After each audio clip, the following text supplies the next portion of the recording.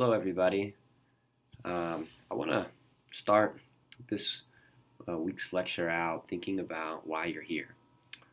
So, why do you want to be a school administrator? And it's an important question for you because as you engage in this class about curriculum, I think you really need to know why you're here as an educator and what's going to separate you as a leader and the school that you hope to lead from others. Because ultimately, and particularly over the last decade or so, schools have been reshaped around policies and around adult issues and problems that potentially are not best serving our students. And so, what's going to make your school different?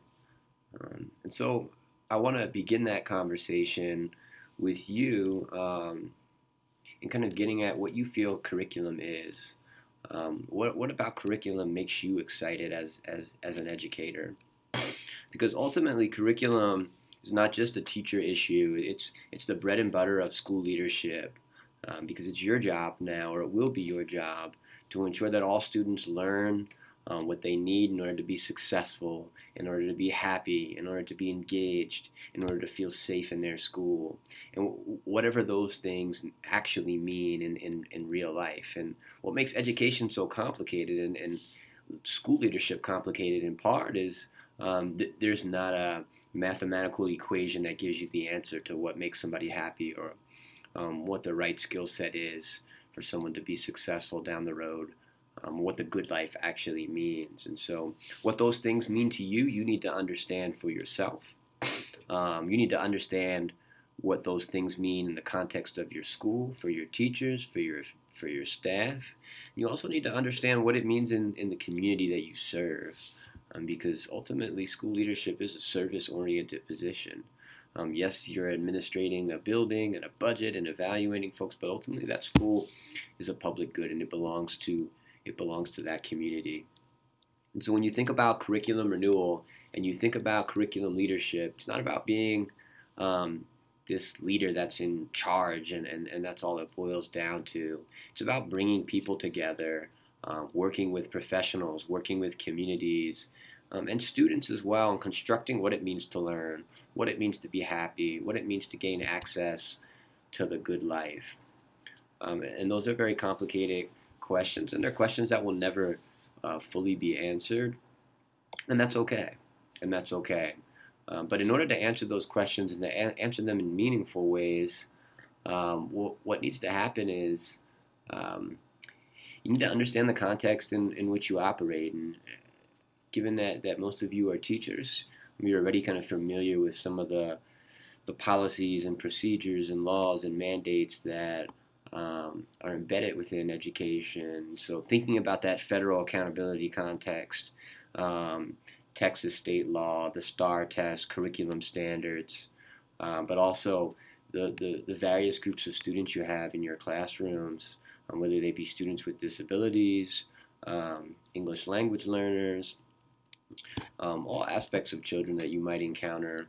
And then just given the nature and the reality of many public schools, trying to do all these things in that policy context while at the same time, there's not unlimited resources. You can't have everything that you want and beyond. And then there's also another reality, and it's an unfortunate one, but this is, I hope, one of the reasons why you wish to be a school leader, is that oftentimes districts and schools lack quality training for teachers, and some teachers may lack the capacity to teach an inclusive, multicultural classrooms where all students learn, where all students are engaged. And so this is the context in which you need to begin thinking about curriculum. And so I want to ask this first question to you, and as you read, think about this.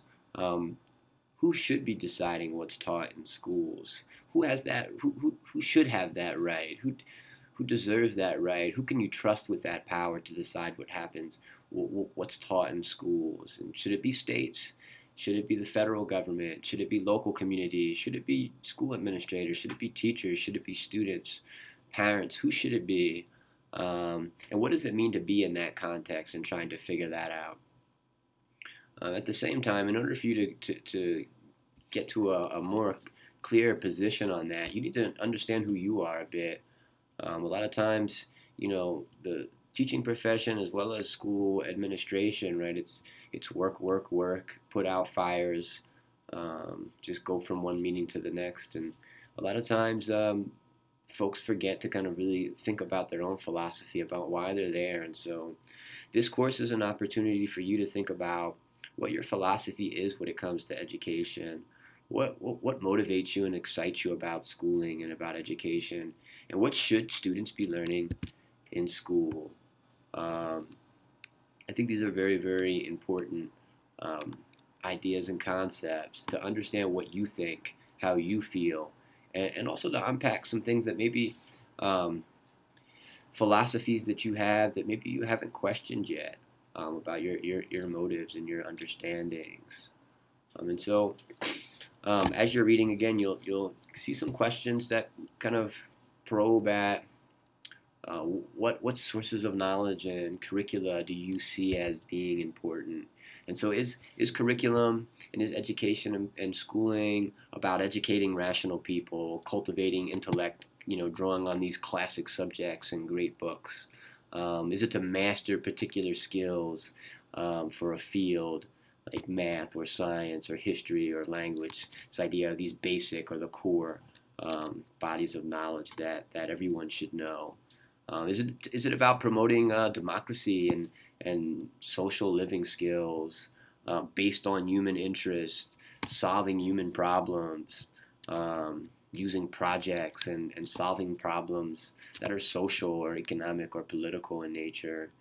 Or is education about reconstructing or improving our society to make change that's more equitable, that's more multicultural and inclusive? Is education a driving force for re-envisioning our state or our country or the world, and how we interact and how we kind of pursue the good life? And these are very deep questions, and in some respects, your school curriculum and the things that are done in your school, they reflect multiple aspects of these different ideas about curriculum.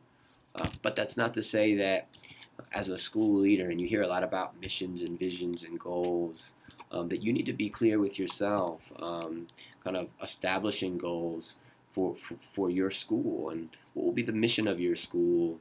What is the relationship between the curriculum that's going to be taught in your school and the way students learn it and the way teachers teach?